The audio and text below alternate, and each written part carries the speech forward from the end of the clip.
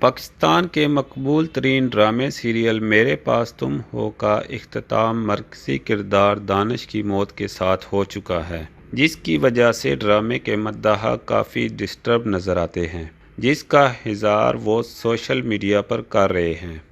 کچھ سنجیدہ قسم کے لوگ ڈرامے کے اختتام سے افسردہ مداحوں کے زخموں پر نمک چھڑکنے میں مصروف ہیں۔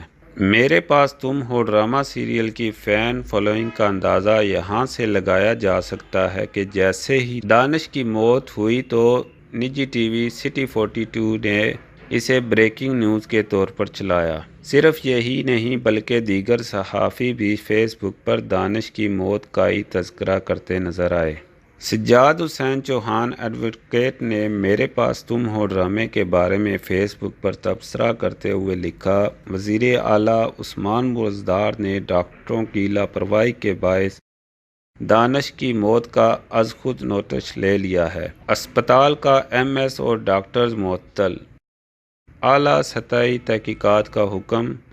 یاسمین راشد، وزیر صحت کو 24 گھنٹوں میں تحقیقاتی رپورٹ پیش کرنے کا حکم۔